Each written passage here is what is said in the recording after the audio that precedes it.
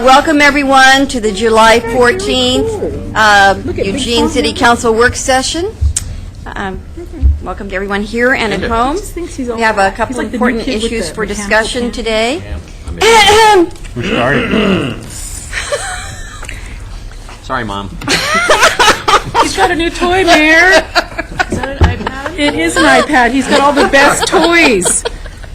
If you had an iPad, we pay attention to you. Okay, yeah, well, okay. I'm getting my iPad. Okay, so the first work session item is the police department data-led policing strategy. City manager. Thank you, Mayor. And I'll just turn it over to Chief Kearns to walk us through his presentation. All right. Well, thanks, Mayor and Council, for allowing me to present on this to you. I'm pretty content with what our progress has been so far, and I thought it would be a good time to bring you up to speed on what we've been doing. First of all, just the first couple of slides are just reminders of where we are. We have about 191 authorized sworn personnel. That includes me and the new recruits and everybody in between. We're at about 189 today. We have a couple vacancies, but overall about 300 and some personnel in the department. We handle about 25,000 criminal cases every year. I know that you know these figures, but we're in the 85th percentile for property crime, which means that 84% of the country, communities with populations of 100,000 or more, have a lower property crime rate than we do. And if we look at communities of 50,000 or more, which are probably more representative of Eugene, we're over 90%. Almost all communities of 50,000 or more have a lower property crime rate than we do. The average number of police per capita in the country is 2.3. For Oregon, it's 1.4, and for Eugene, it's 1.2. And the jail beds is probably the most alarming thing about our criminal justice system. The average in the country for every 1,000 arrests is about 60 jail beds. In Oregon, it's 43, and here in Lane County, it's 11. Now, an interesting thing about this is that those 84 jail beds you'll see later in the presentation probably made a big difference in our ability to manage crime in Lane County. And what we know about communities like ours that have inadequate criminal justice system is that very first increment of additional beds, in our case with the 84 jail beds, or perhaps even with the 100 jail beds over in Springfield, that first increment, even though it may seem small, can have a huge effect because the most prolific offenders are the ones that you put in there. It's adding more beds where you see the improvements aren't as dramatic as the first. Is the 84 beds in that 11, Chief? Yes, it is. Well, the whole, really, those departments that go to data-led policing, and it's more often known as intelligence-led policing, those departments that go to this kind of strategy are usually kind of like ours. They have very limited resources but high demands for their services. And they do this for the same reasons we are, because it's a way of knowing more about crime and finding efficiencies in the department to better address it. So the traditional model of policing, which we're still transitioning from, is in these list of bullets. The characteristics are these list of bullets on the left. There's a highly structured geographical beat distribution of officers. The unobligated time that officers have isn't really directed. We don't normally give them much instruction about where to go and what to do when they're there. So therefore, what the officers do isn't necessarily consistent over shifts and across days. We do crime prevention when people ask for it, not necessarily when it's the best time to do it. And it's heavy on pencil and paper reporting. We make monthly decisions mostly about staffing and less about how to deal with crime. And we book and investigate the offenders that come to our attention rather than those that we seek out.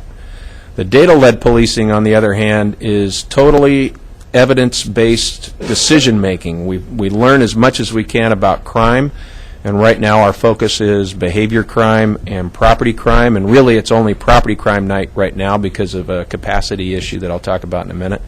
But we tell our officers exactly where we need them to be and what we need them to be doing there with their unobligated time. And our crime prevention is very clearly directed. And so we know, again, where the crime is and the method of operation of the offenders that are committing crimes there, so we send property crime, the crime prevention team there to make changes to the neighborhood so that it's less likely to be victimized by crime. Decision-making should be happening day to day. We focus on the most prolific offenders, and we use evidence to make all those decisions. Well, these on the far left, these are the critical parts of an effective data-led policing strategy.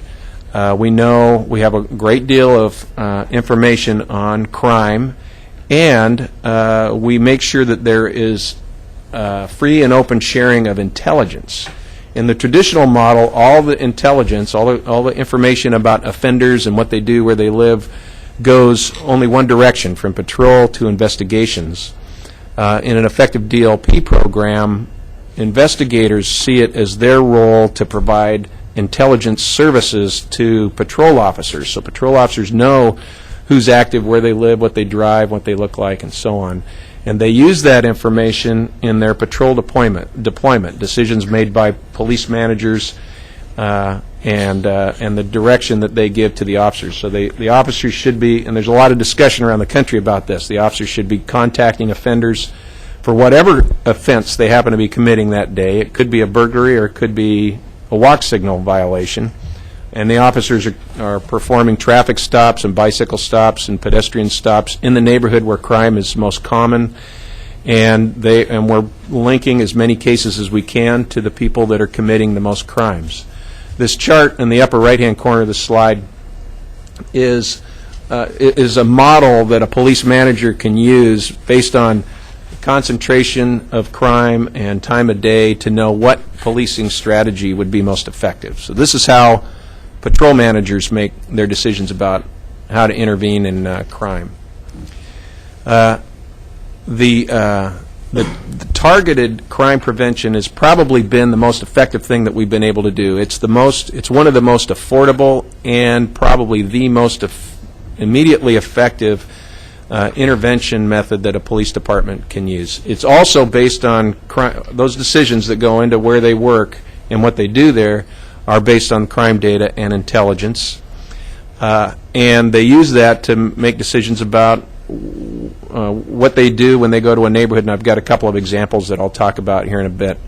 But we've applied heavy doses of neighborhood canvassing and talking to people and people who live in a neighborhood, people who own businesses in a neighborhood, and the apartment managers that are responsible for the maintenance and upkeep and what kind of property preventative devices go into windows and doors and that sort of thing. And they help us, our crime prevention unit helps us link offenders to the crimes that they've committed.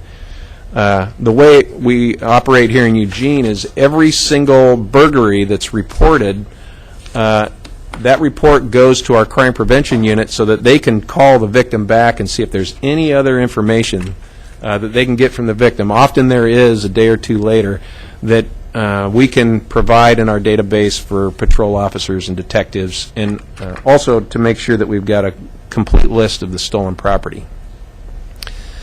Where we are today, we're taking a mechanism, an organizational mechanism that's designed to do work in one way in that traditional model, and before we've completely transitioned it, restructured it to one that is ideally designed to do this data-led policing, we're doing data-led policing. So we're taking, a high-lead logging operation, equipment from that, and we've decided we're going to use that equipment and use it to harvest grass seed instead. It can be done, but not easily, and it's frustrating to all the parts of the mechanism to really accomplish that well. But I think we are having some effect anyway. So started the practice of data-led policing as we changed the organization. In February of '09, we pulled the crime prevention units out of the 2 stations that had very little visitors, and now instead they're proactively going out into neighborhoods where they're needed most. In October, we rolled out the regular crime reporting and a weekly data-led policing meeting to patrol managers, and we've had those every week with just a couple of exceptions ever since.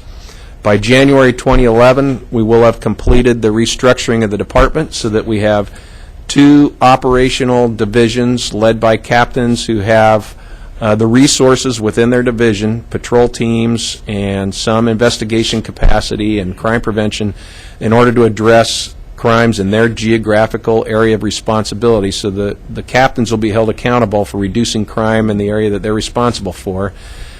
And we want to do that by January 2011, so that as we're making plans about how to remodel the Country Club Road location, we're doing that within the context of our new structure, rather than theorizing about what the new structure should be and then theorizing what that theoretical structure, how to lay out a building that would suit that theoretical structure.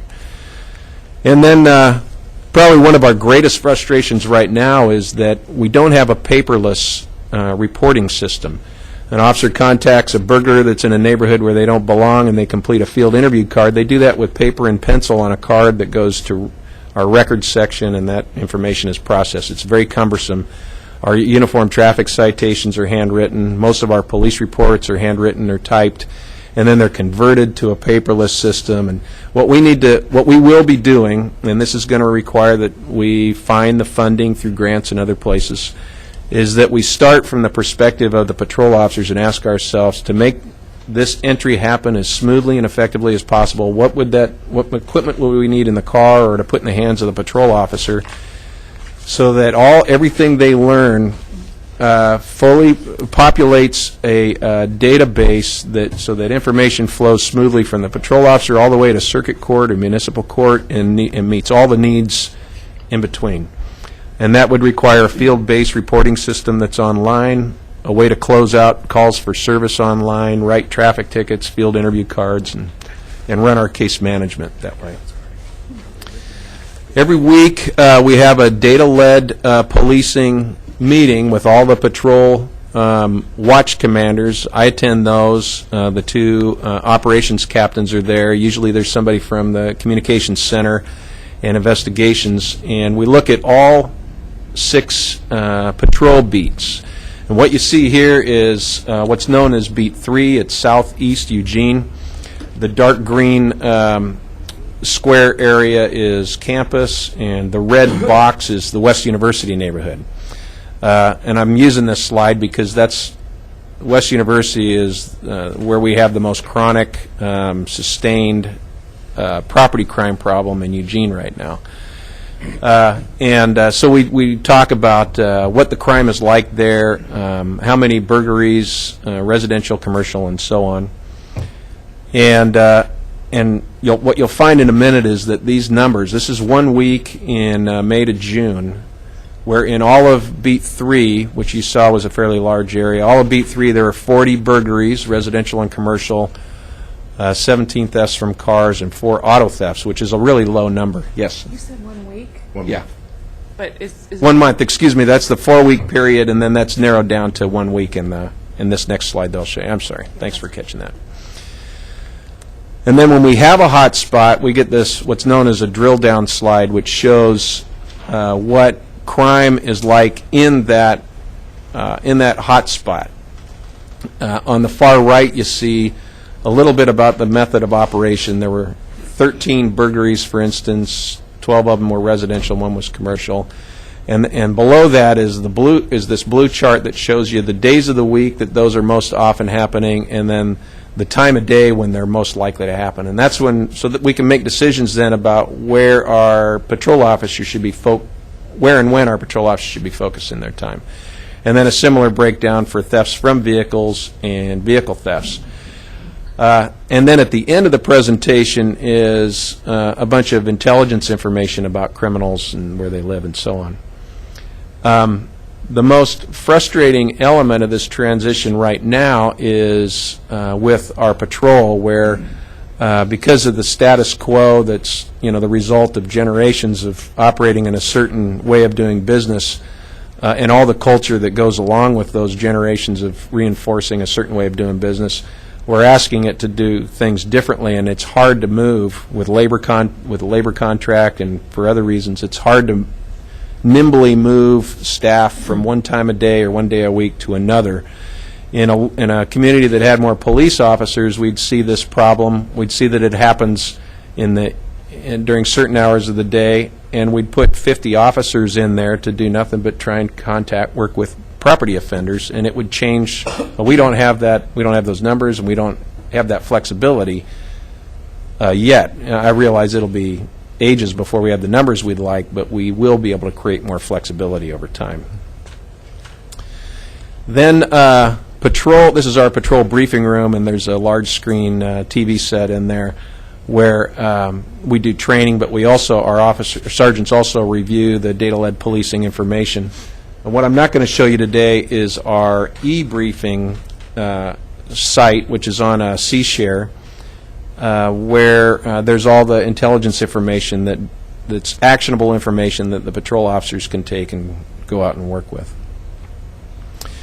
Here's one example of a crime prevention effort we had. There has been a long-standing problem of high property crime in the Kins Row area for a lot of reasons. There's, it's transient housing essentially. Students live there for a year or two at a time. They're not as careful about locking their stuff up. They have a lot of small, valuable things, electronics, that are easy to steal, and they just aren't as thoughtful about how they care for that kind of property. And we've also seen spikes in that neighborhood during winter break and during spring break when they're out of town but they leave their things there. So our crime prevention unit has gone in there a number of times. You see pictures from one particular effort which has significantly reduced crime there. When we started this whole process in November of 2009, that was a chronic hotspot. Today it hasn't reemerged for a few months.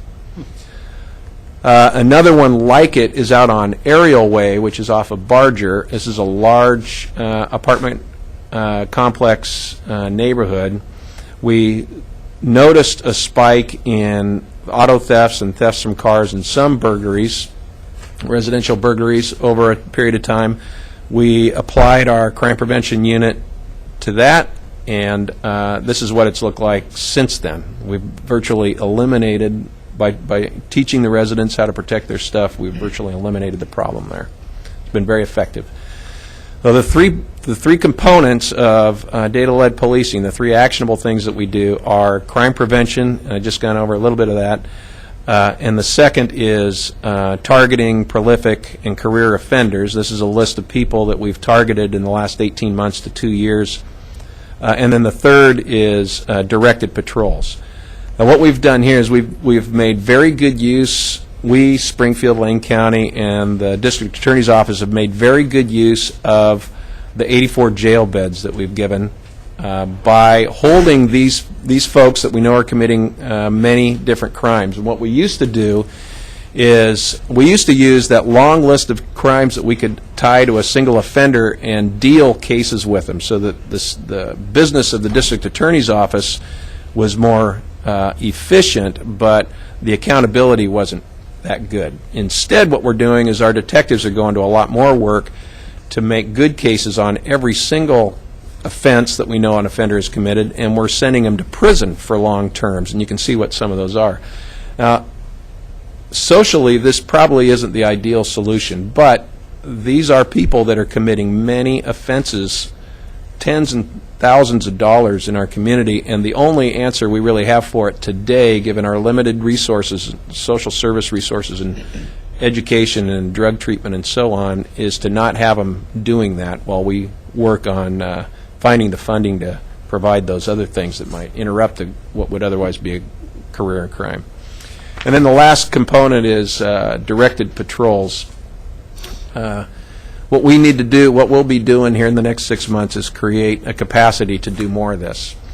This last winter, we had this incredible spike in commercial burglaries, And after a week or two, it became evident that there was probably a team of offenders that were out there breaking into businesses, and they had a method of operation that became pretty predictable over time. So one of our patrol sergeants put together a team of officers and started trying to track down who these guys were, and we identified 2 different teams of people that were out there doing this. One, which had one team, which was a few guys who hadn't committed nearly as many crimes as the other, were eventually identified. The other team turned out to be a couple of burglars from the Seattle area who had gone down I-5 and ended up staying here in Eugene, and they committed 30-some commercial burglaries and netted quite a bit of money and property. And we caught them one night with a U-Haul trailer full of all that property. And they'll do prison time in Oregon. When they're done here, they'll go back and do the time in Washington State. And the Seattle Police Department was very grateful for the work that we've done. So that's how we're going to, for the time being, that's how we're going to be able to attack emerging problems. In the future of this whole strategy will go into will be seen in how we structure our organization. I've talked a little bit about that. One place where we need to improve is the innovative thinking of our patrol managers. They got to where they are by operating in the old system very, very well, and now we need them to think differently about how they deploy their officers. And it's been a slow transition. Recently, in the last month, they're starting to understand it a little better, and these are intelligent, creative people. So I'm seeing the trend that we need to in order to be more effective at this. Probably the most important and most expensive change we need to undergo is to streamline our data collection and crime analysis. And we'll be adding a crime analyst and a systems analyst this year. In fact, we plan on doing the recruiting for the systems analyst here pretty soon. The biggest challenges are are breaking through the status quo, better using our data-led policing decision-making, dealing with the staffing, the technology, and a concern is what's going to happen to the number of jail beds we have when in 2012 and 2013 the federal funding could potentially go away that we've applied to that. And I've been talking with the other executives in Lane County, and the other day even with Terry McDonald from St. Vincent de Paul, to start trying to create some capacity in alternatives to jail beds to help us address the crime problem, anticipating that there's a good likelihood that we'll have fewer jail beds than we have today. So it's got to be high on our list of things to do, I think. A little bit about our current crime trends. What you see on that bottom flat line is what's happening in the United States over this decade, and then the darkest line is what Portland's experience with crime has been. The brown line there is what Portland's experience with crime has been, and then the dark green one is Eugene's. Having few jail beds has had a large effect on that. Burglaries are starting to come down, and each point on this graph, by the way, is a year. It's not months or weeks. It's a one-year crime stats. Based on the first 4 months of this year, property crime in Eugene has gone down about 25%. And we have all kinds of theories about what might be causing that. Burglaries particularly could be going down because the economy's bad. When the economy's bad, fewer people are on vacation. They're home with their stuff. They don't take weekends away. They're home in the evening. They're not eating out as much. That's one factor that might be influencing it. Another is the 84 jail beds. Last July we got those, and that's probably had some effect. Springfield in January added 100 jail beds to the county's inventory, the total county inventory. They're locking up people for municipal offenses, but they're probably locking up our property offenders. And then I think the data-led policing has probably had some influence on all this too. That started, as I said, in October and November, and crime prevention has probably had an impact there. Our motor vehicle thefts, I think we have some momentum. You can see that we have some momentum there, and we might actually have a better trend going than we're seeing across Oregon right now if the effect we're having on locking up the right people continues. And then this last one is our behavior crime rates. And about 40% of these numbers represent what the police department puts into the system, the data that the police department puts into the system. So these spikes can represent heavier enforcement in the parks when we had more overtime to spend on that. They also represent a heavier enforcement around campus when we have problems, when problems start to creep up with the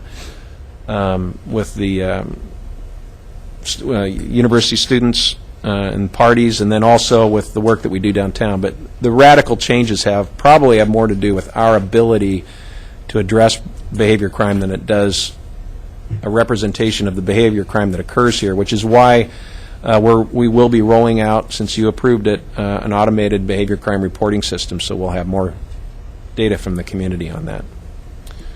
That's it. Thank you, Chief.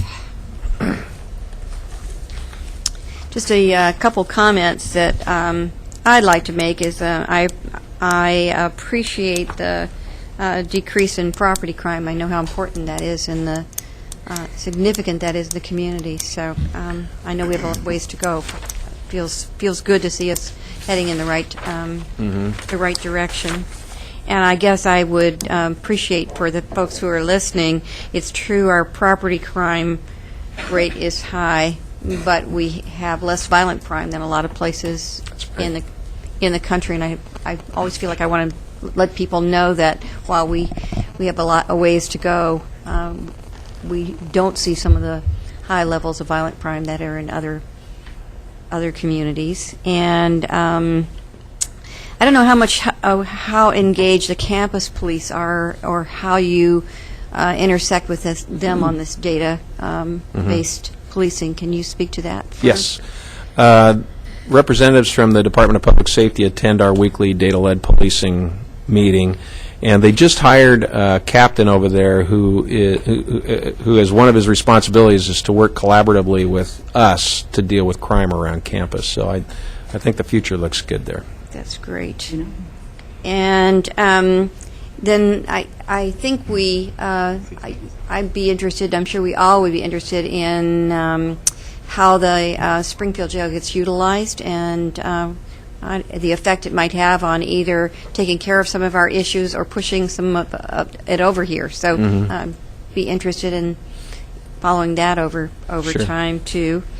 And the other part for me, and I think it's a really big challenge for our police department, is we do live in a county that has really significant, a state that's got significant funding issues, and then a county that has really significant funding issues compared to other places in the state. So we have a lever here of not being able to do some of the prevention activities that then raise the issues that you have to deal with in the police department. So in the overall picture for the community, the lack of being able to do that countervailing work on the human service side has a large effect on what you all have to deal with in the police department. And I just don't personally feel that our police can provide every service in the community, and I think we're looking to you to solve a lot of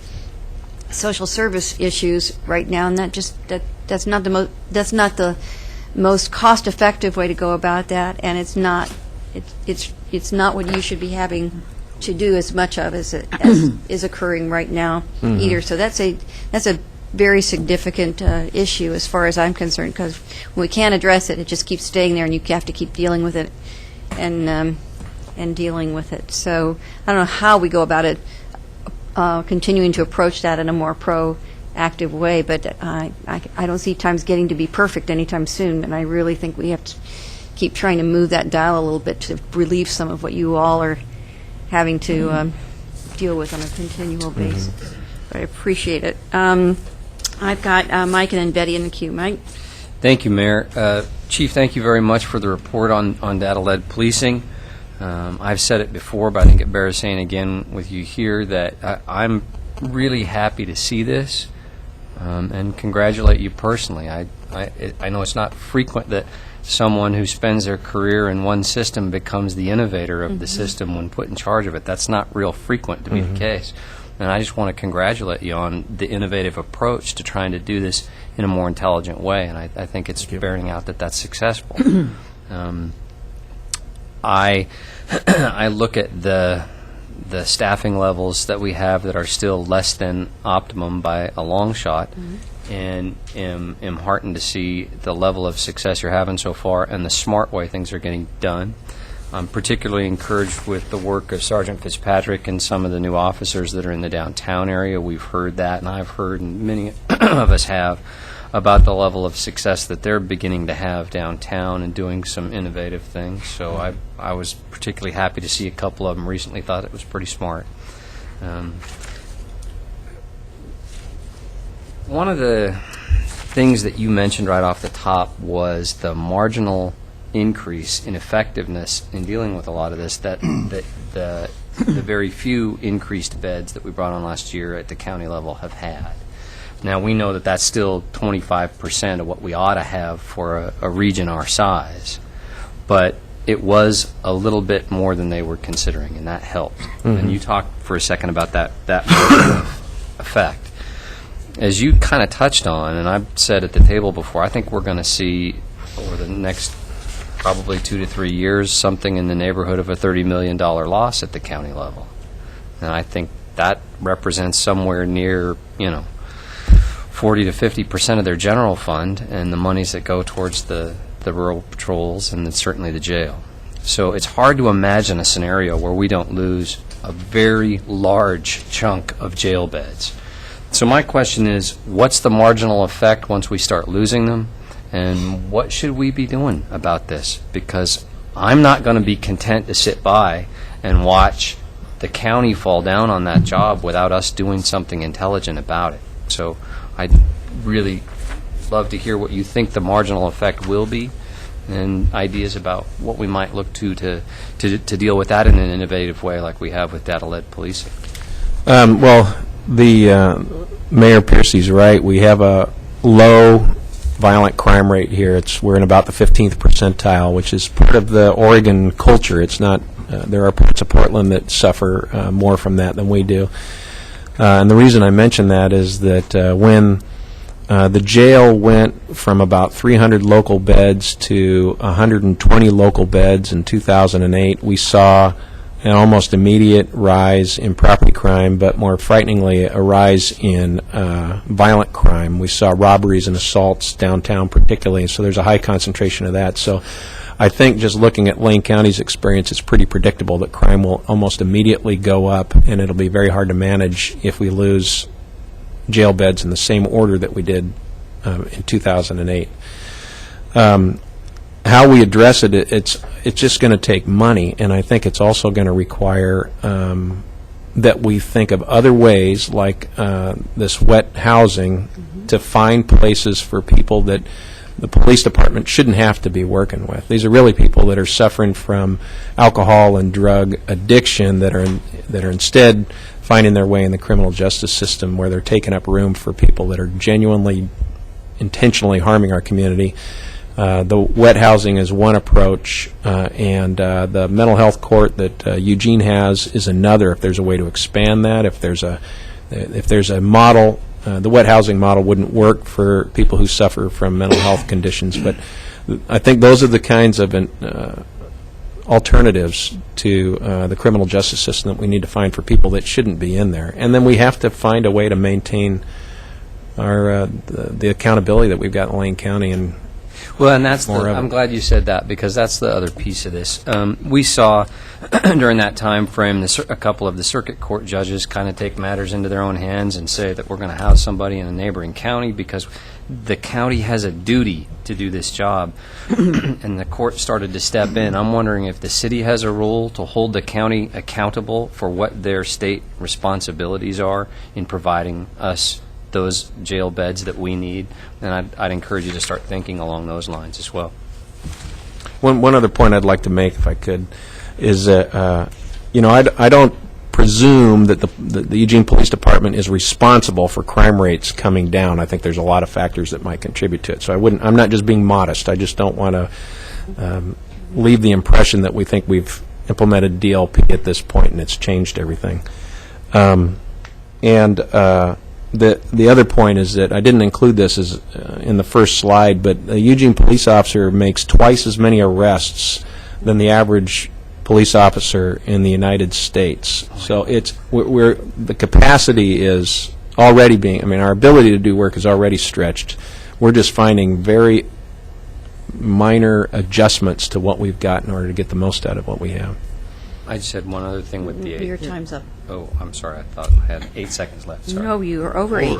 Okay. Well, then put me The down for a number's second growing. round, please, Mayor. Super round. Betty? Take 8 seconds off this next round. That'll be just fine. Okay. It's a tough crowd here. I have just a few questions. You talk about targeted areas. Are the ridgeline parking lots targeted? Those are high property crime areas. There is crime that occurs there, but not nearly in the concentration that we're seeing in other neighborhoods. So we're focusing our attention on the neighborhoods with the greatest need. And the ridgeline parking lots don't fall into that. I think if you go up there anytime, you'll find broken glass because people have broken into the cars. Mm-hmm. But you're not targeting them, or not? Are you patrolling them? Or? No, we aren't. We do patrol them occasionally, but it's rare because they're not convenient to get to. And I think there might be alternatives. I thought I saw a message from somebody suggesting that we put a camera up there. We do have parks where there are CCTV cameras, and that might be something that we could use there. Might help. And another question about the targeted areas. Have you seen any sign that the criminals or the burglars or whoever are aware that you're targeting and that they might move to other areas? We haven't seen signs that they know they're being targeted because we haven't really been able to apply that level of pressure yet.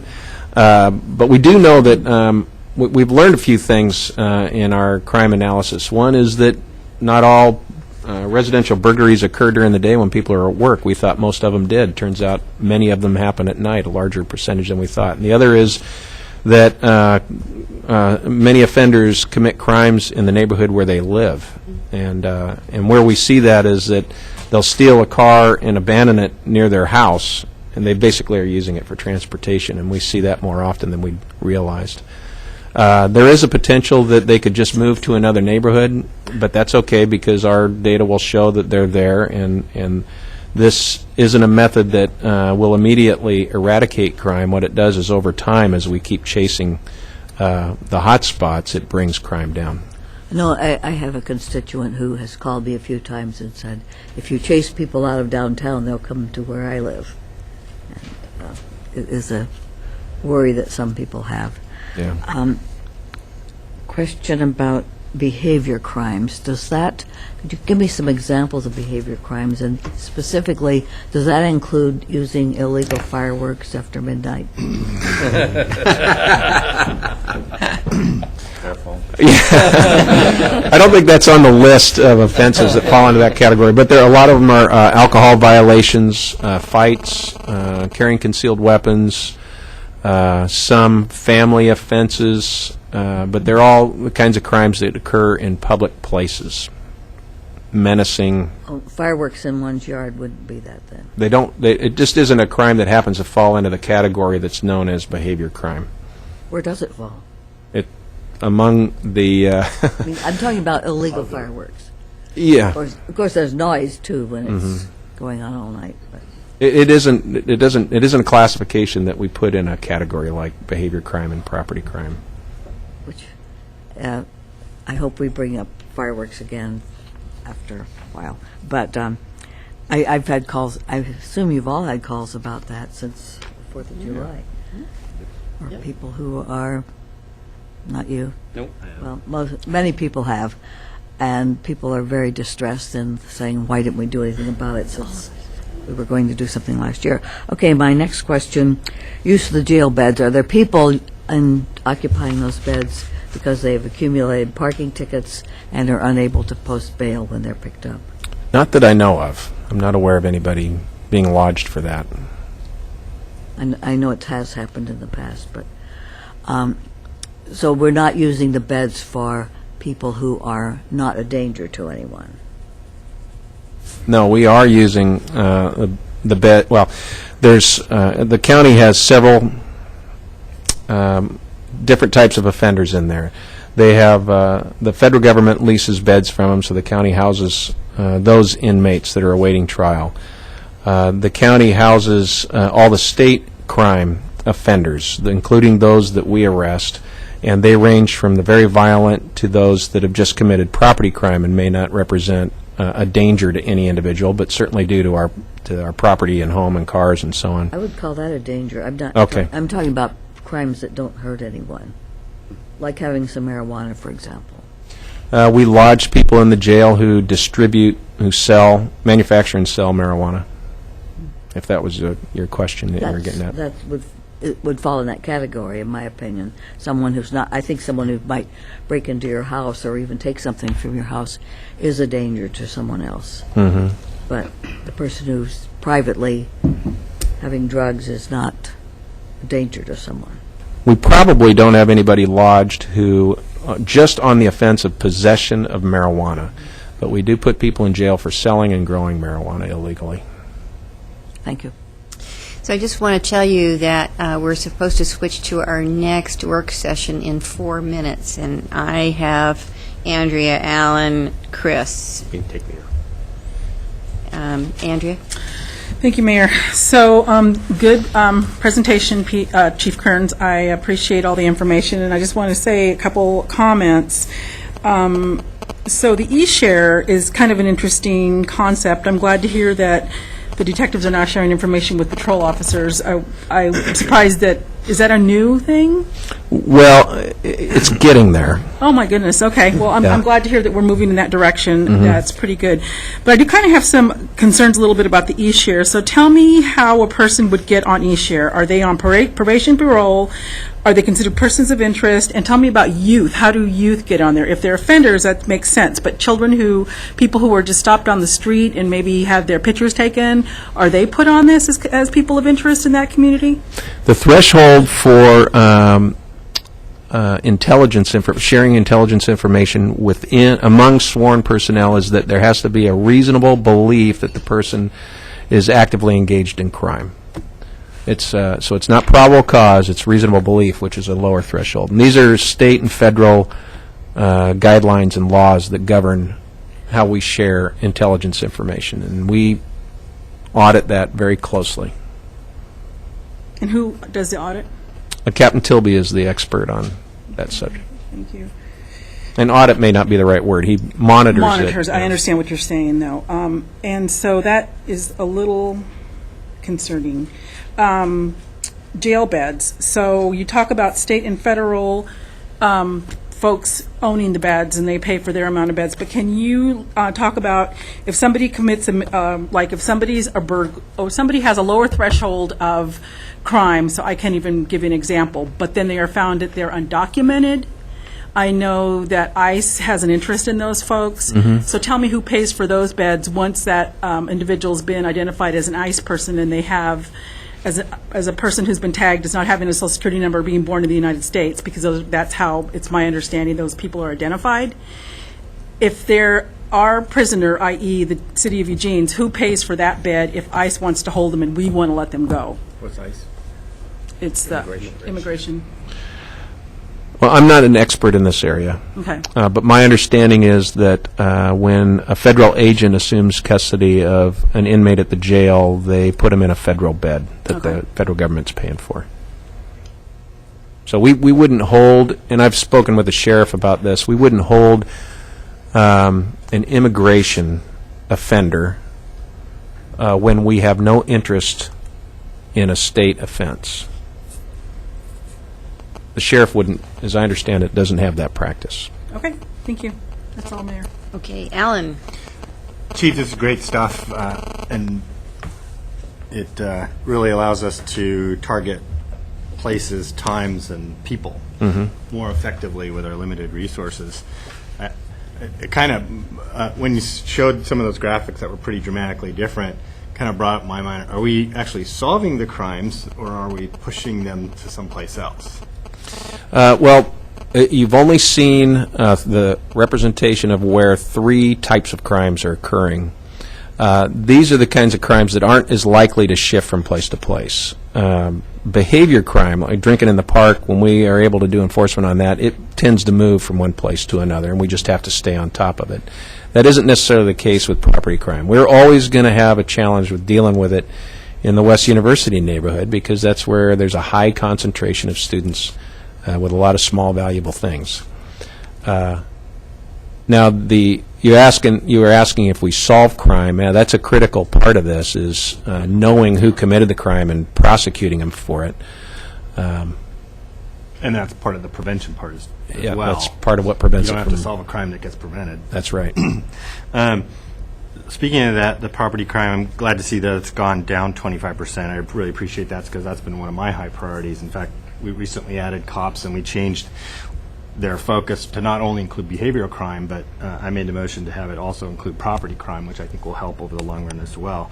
So, but speaking of the university area, the U of O police in the 2011 legislature, wondering if we can't authorize them to be able to, or get them the authority to expand their jurisdiction beyond the boundaries of the campus, which is where they are now, to the areas just surrounding the campus to deal with some of these issues, like around behavioral crimes, and then potentially we can get more bang for our buck. They can, in terms of dealing with those issues, because we have more officers dealing with those issues. And so what's the possibility of expanding their jurisdiction to surrounding areas around there to deal with certain types of crimes? I mean, Well, it will take a legislative change, obviously, but An attorney should answer Is this, that a but good naturally, idea? I'll go ahead and talk about it. is it a good idea from a police chief's perspective? Oh, yeah, from my perspective, it is. And I think they can get, the legislature could grant them that authority. They're going to be concerned about doing much work off campus because it brings with it more liability, civil liability, that they're not interested in. But their department, the Department of Public Safety, is interested in doing more work out into the neighborhood. Yeah, I know. Since I represent that area, that's one of the big issues around there. Is the party patrol only can do so much, and other things like that. So having the DPS, the U of O, be able to go out there and respond to some of those things would be of a great help to those areas around there. I think this is really innovative, integrating the technology and getting paperless by 2012, and maybe actually the council can get to paperless by 2013 as well. Maybe we'll beat you. By then, so. So yeah, then we have a shot then. I'm also glad, you mentioned we had 191 sworn officers and only 2 vacancies. I remember days when we had 14, 15, so I congratulate you on doing a very good job of keeping those vacancies down and filling the slots, because that's very important and might be part of the reason there's a 25% decrease in property crime. So we actually have more cops on the street. I also agree with what the mayor said about we have the circumstance where we've got the police doing human services work in terms of dealing with a lot of these behavioral crimes, and that's probably the least cost-effective way to do that. It's the most expensive person to respond to that. It's the most expensive equipment-wise, training-wise, all the overhead associated with a police officer versus dealing with it in a different way. The wet beds is a good example. Can you talk a little bit about how we might be able to do that better and what kind of things we need to do that?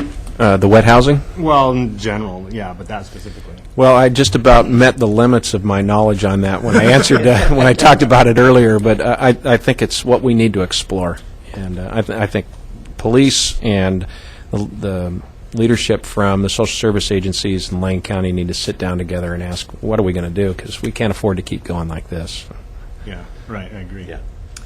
So we're going to move from this to our next work session, and I just wanted to, Alan, you might send that idea for legislative concept to Brenda, since she's asking for those kind of things Okay. right now. Reset. And the only other thing I wanted to say, Chief, before you're out of earshot, is I worry when we send a message out to the community that but that's all about the beds we don't have and all about what we can't provide, because it's almost like sending the invitation up and down the corridor, come to Eugene and commit a crime. So I'm sort of looking for ways to talk about our needs and then really lay claim to the things we're doing well and sending a message out that we are going to do our best to ensure that this remains a safe community. I think that's a really hard but important balance to keep, because I think we saw what happened when the wrong message was going out there. Thank you. Thank you. Okay. Next is the Just why I asked briefing for answers. on the police auditor annual report presentation. And we have with us our auditor, Mark Gisner. Mark? Thank you, Madam Mayor. I've given Beth updated copies because since this was our first foray into the statistical plan, and I hate to be the first thing to do is apologize, and she's got things, she's tabbed, which is fine. It hasn't affected the trending, but what happened with our database was one of the numbers slipped, if you will, and then that caused a problem in identifying 3 out of 756 cases. So naturally, right after we went to press and council got the first copy of it, then we found that, and so I updated it. Again, it didn't affect the trends, and I apologize, but there were 3 that were added. We do our system a little bit different than Internal Affairs. When Internal Affairs presented their report to the Police Commission, and we do have shared databases, but in terms of the analysis of the cases, we did that ourselves. We looked at each of the cases individually. It took a little bit longer. I have every expectation now that since we have an embedded database and template, that this will be February, March, that we have this discussion instead of June. I'm going to try to get through really quick just some of the highlights of the report, and it is available on the web to our viewing audience and to other folks. I don't have any additional hard copies right now. This is the 3rd year of the Auditor's Office, 2nd full year for statistical reports. So it's kind of difficult right now to do comparative trends because the sample size is pretty small, but I still think we have some idea of where we're going. Of course, our goal is developing a mutually respectful relationships between the members of the police service and the community that it serves. This report, I think, stays within the framework of the ordinance in terms of an analysis of complaints and trends, decisions on classifications and how we look at cases, recommendations, and the work and changes, including the legislative changes. I want to thank council. It's just a little over a year that I've been here, and you put a tremendous amount of energy into this process, energy and effort and engagement, and I do appreciate that, and also want to thank John's executive team for all the, quote, backroom, unquote, functions such as the budget and finance and HR and IT and all the things that make our job a heck of a lot easier. I think they really do a great job, and I've been in other organizations and I've never found the quality of service at the level that we have here from those types of groups. So I want to thank them. They've been extraordinarily helpful. It's ironic to me that I think we're going to have about $30,000 in budget savings this year, and the manager didn't say, well, then for next year we're going to take away $30,000 from you. I think that they're giving us the trust and the respect that we're not going to spend it unless we have to spend it. So I do appreciate that. In the report, of course, is executive summary. Tried to quantify to some degree our duties and responsibilities that the ordinance asks us to do. Talk a little bit about community outreach. Been trying to get out there as much as possible. I think we've done a pretty good job of it. I wish we could do more. Unfortunately, sometimes in the environment that we're in, we spend an awful lot of time on case management with individual cases, and so that impacts our ability to do some other services. What we've tried to build, I think, is a more macro instead of a micro approach to improving the trust the community has in the police department by significantly engaging the upper levels of management in the police department in discussions and things that we think that ought to occur in terms of reducing complaints, reducing the impact of complaints on the community, stopping things before they reach the past, alternative problem-solving resolutions, recommendations on training and policy. The Police Commission did a great work on the taser and going to work on other policies. Rather than, and we still do work very hard on the individual cases, but from a more macro approach, then why are these individual cases occurring and what can we do to improve things? And I think we're starting to see those things come to fruition. I think the chief is very committed to training and mentoring and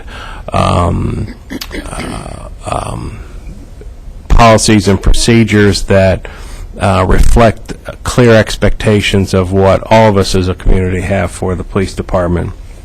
Other issues, of course, that we've had to deal with over a period of time include the public records issues and the coordination of the charter, ordinances, and collective bargaining agreements. I want to thank Glenn for coming in a couple weeks ago and clarifying some of those issues for us. We do meet weekly with the management staff of the police department to address the individual complaints and issues, policies, and procedures arising from those complaints, training enhancements and debriefings to improve performance. We work with an engaged, thoughtful, and hardworking group of volunteers with the CRB. If you've been to some of their meetings, they all have pointed discussions about these issues. We had one community impact case resolved. I was the third auditor in on that, which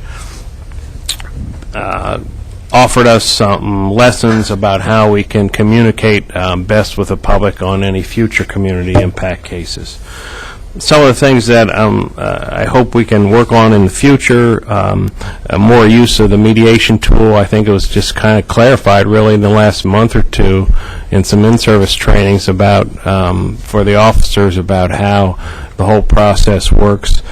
Continue to try to educate the community about our organization and the things that we do. We want to improve monitoring and investigative planning. I think we do it in our brains, but we don't put it down on paper so that for future generations it makes it a little easier. One of the things I'd like to try to do is see now how we benchmark with other organizations in terms of complaint processes. Eugene's one of the smallest cities in the nation with a vigorous oversight model, and I think we ought to be proud of that, that it is very important to us as a community, and I think now we've got to start looking at benchmarking some of the numbers. There's not a lot of data out there, but I think I have some of the sources that can help us do that. We need, of course, Exhibit A, perfecting the data collection and report generation statistical tracking system within our own house, and I think now we have done that. We want to enhance training for CRB members and communicate outcomes more effectively. It's clear to us, based on community response, that we need to be vigilant on use of force, and more importantly, methods to avoid getting to that point. And those are discussions that Chief and I have had a lot of talking about to try to problem solve before we get to when we have to use force. And of course, some of those things include getting more officers quickly to the scene, their strength in numbers certainly, the communication skills, the verbal judo, his requirement that they all receive crisis intervention training, I think has been a great tool, and again, just clear expectations. Some of the policy and training on issues that we have for the future, and that'll be addressed by the Police Commission, are search and seizure, And I know the policy's weak right now, and I know the police commission is going to address it. What I can tell you is that in service, they're spending a lot more time discussing it, and I don't think I've had I haven't had one, period, I don't think, since December. And in terms of them going into people's homes without a warrant, I don't think I've had a complaint since last fall. So the message is getting out to the officers about what the expectations are in those circumstances. And again, one of the things that I always talk about whenever I've had employees is if you need help, ask for it. If you're an officer and you're not sure about a decision you're about to make, ask somebody who knows what the answer is instead of just thinking that you might know what the answer is. And I think that's what's happening on the search and seizure cases. Vehicle pursuits are a very important issue to me. Quite honestly, I'm more fearful of a 5,000 or 6,000 pound vehicle than I am of some other things. So that is something that the chief and I have talked about a lot, and I think that you'll see some changes in that. The other thing that's important to me, I think, for this year is the canine deployments and how those occur, and then, of course, just like with the tasering case we had last year, dealing with language barriers. And I think that that's something that's very important to me. So I want to just talk real briefly about the numbers. As you saw, commendations are up 20%, and again, I'm just giving you statistical information. I think that at the very least it shows that the public wants to engage more in the policing issues. Complaints were about even compared to last year, and I think this year they're trending up a little bit, but the allegations are down. They had close to 100,000 calls for service. What that normally means is then if you multiply that by 3, most agencies figure then they had about 300,000 contacts with people. It's usually about 3 times the number of calls for service. So they've had about 300,000, in my view, calls for service. They had 16,300 arrests and misdemeanor citations. Traffic citations were up 20%. They wrote about 18,000 tickets, and I know I've harped on it in the past about courtesy on these tickets. We had about 30 complaints generated out of those tickets. Now, I know not one of those people, those 18,000 people, were probably pleased about the traffic ticket that they received. But we had about 30 complaints, which is about 0.2 of 1%. And, of course, we don't ever want to have a complaint, but I think that that's a pretty good number in terms of 30 dissatisfied out of 1,000 interactions when someone receives not very good news, because I'm starting to learn that I haven't had to pay one yet, but the cost of traffic tickets are high. So I'm pleased to see that number because, again, we've talked about the emphasis on courtesy and treating people with dignity and respect. 2009, there were 24 taser discharges. There's been 9 the first half of 2010. I think mostly that's a recognition of the impact the device has on people, a recognition by officers in the community, and a recognition that the community has set the bar, and the police commission has set the bar pretty high for its use. So I think it's used rarely now. There were 70 physical control reports without a taser use, which is more the vigorous struggle, the pepper spray, physical strength. That measures out to about 0.15 per 1,000 custody arrests. I'm not sure how that's going to benchmark yet. I think that's pretty good. I think, and I don't know if I've passed it already, I'll get to it. Allegations of misconduct are down about 19%, about 0.3 per 1,000 custody arrest. Each of those, which I put in the chart because I think people ought to be able to make up their own minds, and so I'm trying to be as transparent as possible about what's each one of those involve. Thankfully, we have a sample size that's 53. That's small enough that we can talk about those a little bit. Use of force allegations, about 12.5 complaints per 100 officers. Nationally, the average, at least based on the most recent data from 2002, is about 11.9. So I think it slots right in there with most cities in America. Service complaints were down 3%. Inquiries were up 60%. That just simply means that before I classify a complaint, I want a little bit of information before. That usually changes to something else, but I want more information before I stick a label on it. And I think that has been working effectively. Policy complaints, same thing, up 47%. Sometimes people file complaints that really the officer acted within policy, but they have an issue, or I have an issue about the policy in and of itself and how it's applied. So that's why that numbers are up. Risk claims are down 17%. Vehicle accidents are down 39%. I think when I first got here, we talked about that. We got a lot of complaints about the way the officers were driving, and that was pushed to the supervisors, and I think that's pushing out to the troops. So the vehicle accidents are down 39%. The pursuits are down 15%. And again, it's still something that's a very important issue to me, and I know that some of our constituents, they paid risk claims out of $2,200, which of course that number is variable every year, but at least for 2009, it's a pretty darn low number.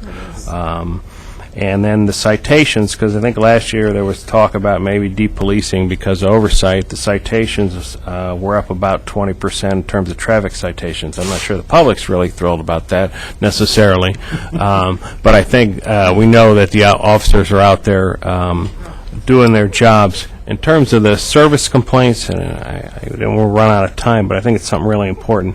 255 service complaints, 51% of those are really, and about 40% of my caseload are response times and officers' decisions about filing reports and callers being advised that no officer is available, and or the crime does not rise to a level in which they get an individual officer visit and they report that over the telephone. And we've got to figure out a way, and then the current service model is such that these folks then might not hear from, when we pass along the supervisors, the police department for another 2 or 3 weeks. And we all know how riled we get when our cable goes out and someone's not there in a few hours. So I can imagine our customers having expectations of at least a faster response. So one of the things that I'm conceptualizing, and it's within the ordinance, are some maybe Tier 1 and Tier 2 on service complaints. And so on a Tier 1 complaint, we do the normal service thing where it goes out to the officer's supervisor, but a Tier 2 may be a centralized sergeant who can get back to that person within about 24 hours about why the response time was poor on their particular call, or why the dispatcher couldn't send an officer at any particular time, because it is bogging down our process. I'll skip real quick to the allegation decisions. I think what you're seeing is we're making more decisions on a per-case basis on an allegation. We went from 4 in the first half to 9. So not only are we just talking about what the person complained about, but we're looking at the peripheral issues. Why this didn't happen, or why this report was filed, and or perhaps some performance, or why there was a 16-minute gap in not broadcasting where you were as an officer, not only from a citizen complaint perspective, but also from an officer safety perspective. So we're making more decisions. The sustained rates were, let's see, I'm not sure I have, I think the sustained rates for at least during my term was about 13%. And it was a very small sample. Again, first half it was 12 cases, and the second half it was 23 cases. We disagreed on 2 cases. One was the students and the taser, and the other one was a entry into a home, a warrantless entry into a home by an officer, where I think from a training perspective that was clarified, but we went to the district attorney's office to try to get their viewpoint of it, and they changed their mind 3 times. So I think the reason that, and clarify if I'm wrong, that it was difficult for the chief to sustain that is if a prosecutor can't figure out whether or not it was a good, or entry into a home, how we can expect an officer to do that. But it was still a training and a learning exercise for everybody involved. So those were the two. So far this year, just for a brief thing, and then I'll get to the questions, there's a sustained rate of about 24% right now, and I think we have been congruent on all of those. We take some of the actions very seriously about the things that are going on, and we want to avoid future incidents of a similar nature, first and foremost, and also where punishment is warranted, I think that it is delivered, and where training and education is warranted, I think it's delivered as well. So, again, we're at 24%, which I'm sure is higher than a national average, but it's issues that are important to us. Thank you. Right now. I just first of all want to say congratulations. You made it through a year, and that's really good. Have been some Thank tough you. things, and we appreciate the work that you've been doing. I really just want to make a couple comments. I appreciate the effort that's been made to look at the trends and address the concerns that are revealed through those trends. I appreciate both you and the chief for the good working relationship you have and working with these issues. And I feel like we're making progress, and I know there's still issues out there and things that we need to resolve and some clarifications that still need to be made, but I feel like we're moving along, and that feels good. So I want to express my appreciation for that. Alan? Yes, I would add my name to that comment about appreciation for the good job you've done over the last year, and especially your working relationship with the chief, and same to you, Chief. I think having both of you work together has made this go a long way towards my goal of having police auditor function be business as usual, and I think we're slowly but surely getting there. And when it needs to be a thing that gets on the front page, it is and should be.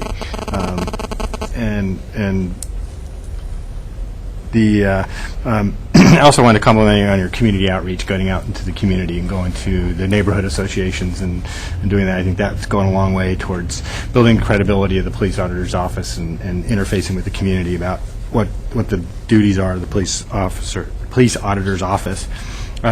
Speaking of that, deputy positions vacant, did timeline process for getting that filled? That's basically been in the hands of HR right now, and I think the application deadline was last Friday, and I haven't had any communication because I'm still been working on this, and we still have cases coming in. So I'm hopeful sometime in the fall. I know that they're going to have committees and things like that, and so I think that'll work. And I'm just going to go real quick in your time. Sometimes people think that just because the chief and I talk all the time that the relationship is cozy.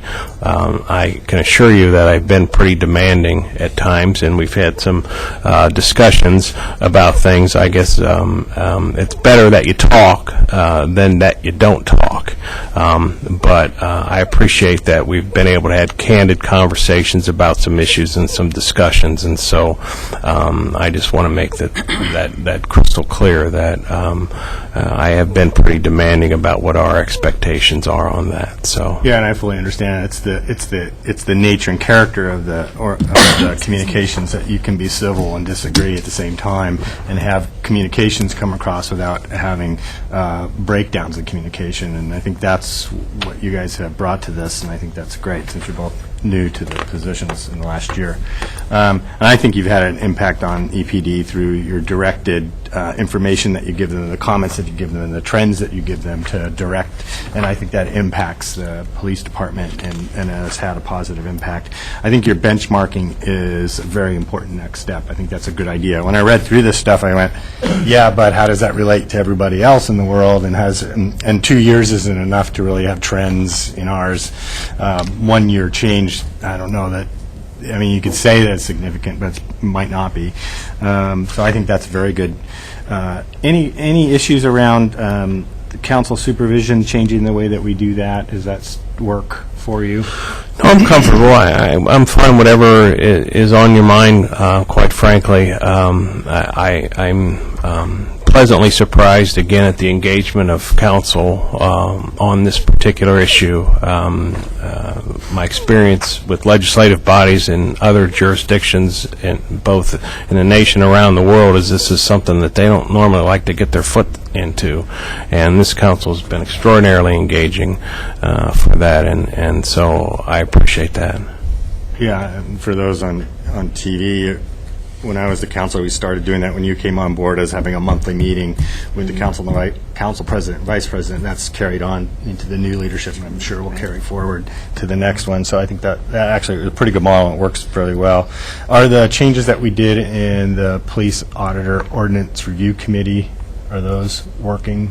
Yes, they're working fine. I've never got a no answer for anything that I've insisted on from the police, whether it's classification of a case or how a case should proceed, or whether we should open it as an allegation instead of a surface complaint. I've never been denied access to any document or any person or information that I've needed, and so that's all worked out very well.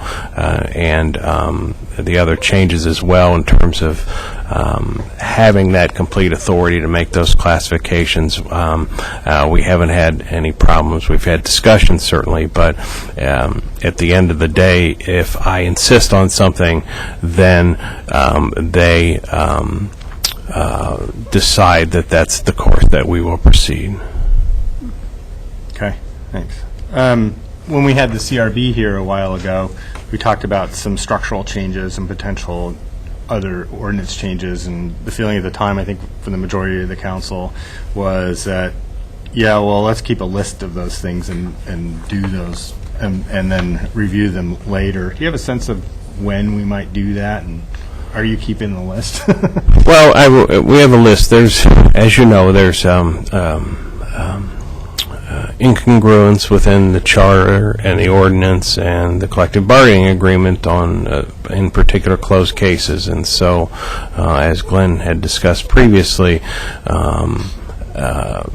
to reopen something is going to require work with the manager and the city attorney and all those things when that collective bargaining agreement comes due again.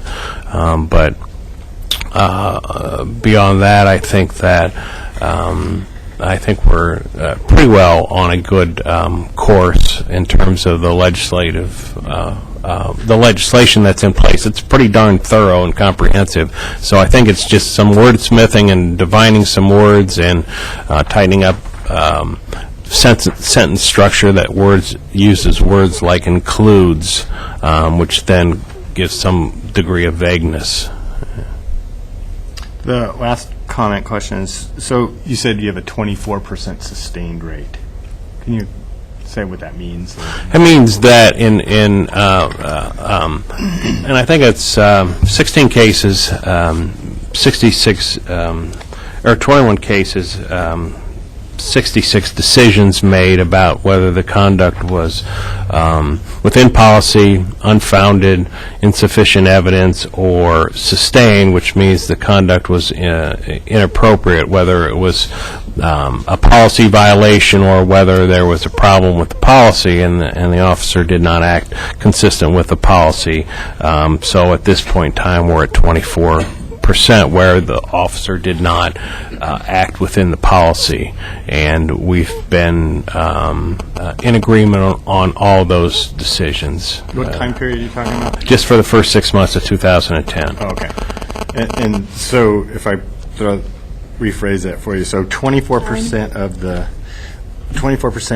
the complaints were found to be correct? Of the allegations within the complaints were found to be, yes, sustained. Sometimes we generate our own. If, again, someone may say the officer used excessive force, but then we listen, for example, to a tape and hear language that we don't find acceptable, then that's added as an allegation, for example.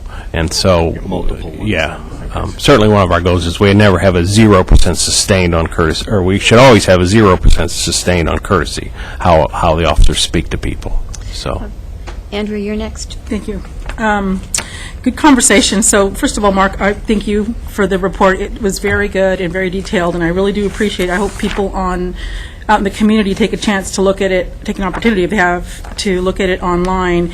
You put a lot of stuff in here that was historical and talking about things that are in the past, which I think is really good, because you want to look at this. I appreciate it because it's being looked at it in the overall program management.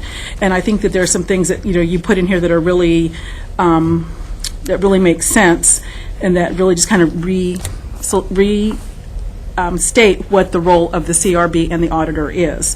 And so I think that that's really good. I like the fact that the CRB and yourself take your job very seriously, because we're talking about public employees here and the monitoring of their work. And I think that made a lot of people really uncomfortable when we were going down the path of actually creating this office and the Civilian Review Board. So I just really appreciate the fullness and the richness and the materials that you have here. So earlier we talked to the chief, and there was comments about the police doing stuff that's social service related.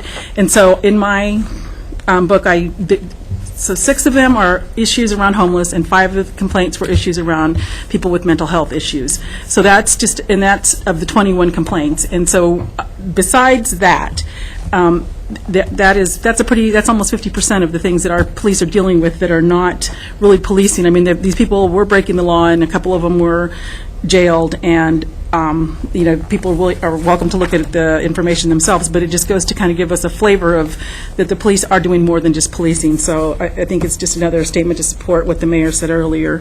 Appreciate the budget conservation and the returning of the money to the city manager's office. That's good news. And I just kind of just want to ask you, so like you say that if there are so many contacts that it's 3 times that amount, so with complaints, people that complain, would you believe, or would you say that in your experience that there's a percentage of people who are unhappy that don't complain? I would think so. Okay. And is there like a magic number somewhere out there in the world? Not that I know of. Okay. The thing I think, I'm stunned. I've been in this business over 20 years. I'm stunned at the average age of the complainant being 42. I'm stunned that it's way too. Most of the people that commit crime are between the ages of 15 and 25, and it's usually their mom complaining because they got arrested or something happened when they complained. To see that number and to see the status, the homelessness, and the mental health in this thing, I've been in this business a long time, and I'm just stunned by that, by those dynamics, and I don't know exactly how that falls into place yet, because I've only been here a year, but I don't know how else to describe it. Interesting. So a couple other things quickly. I heard you say the comment about you and the chief talking, that you don't always agree, that you have some pretty interesting conversations. And so overall, what I was going to say was that it sounds like a love fest, but I know it's not, because of your basic different beliefs and your jobs that are different.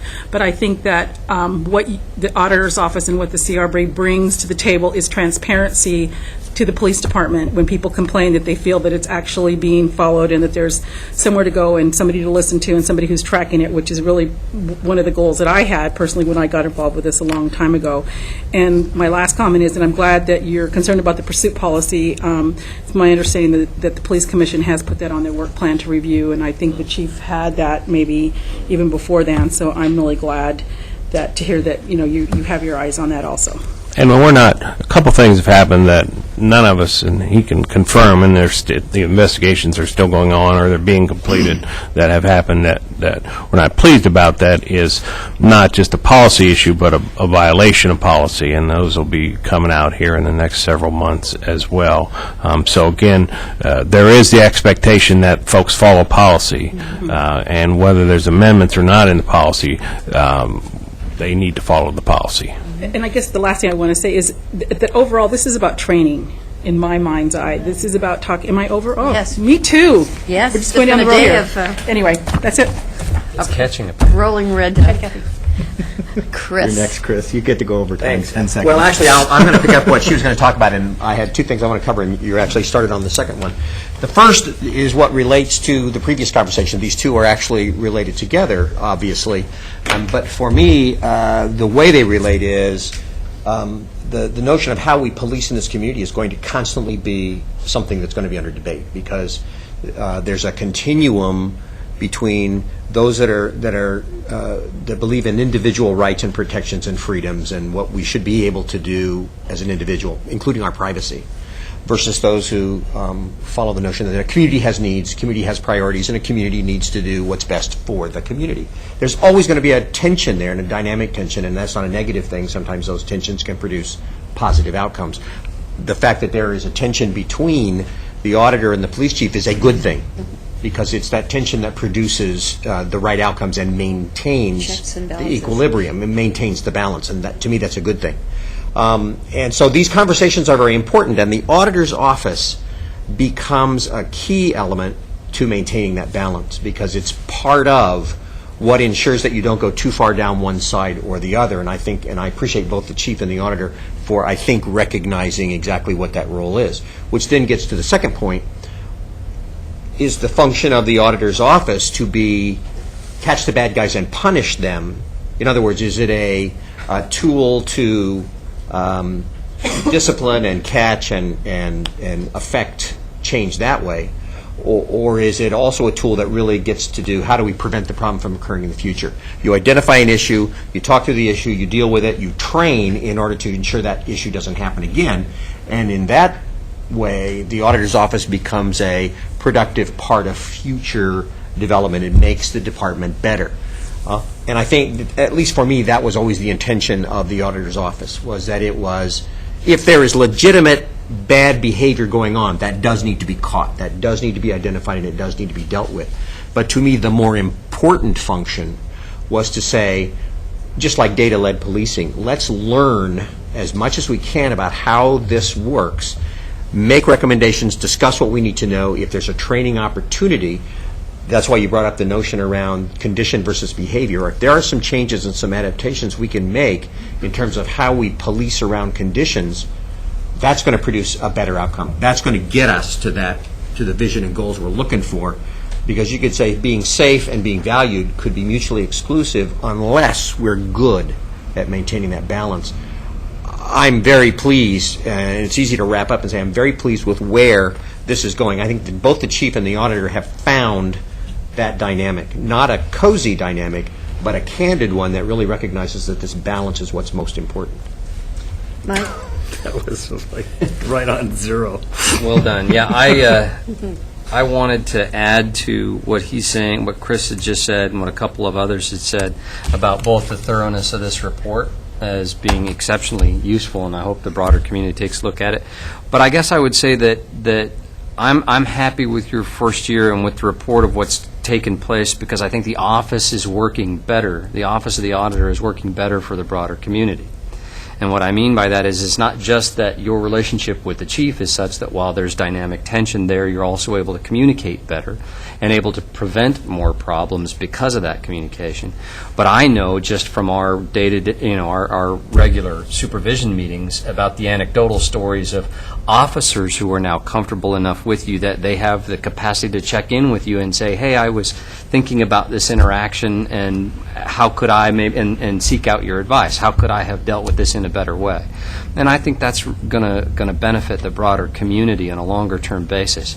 And as a member of the Police Commission, I've seen the pieces that have come forward through your work talking with CRB, and they're the cases that are reviewed, and the kind of questions that are being brought forward for the Commission to look at from a policy perspective, I think are very, very good ones. The warrantless entry questions and so forth, and the pursuit policy, and some of the things that have been brought up, I think, are going to make for better policies for the department as a whole, and so I've been real pleased with that.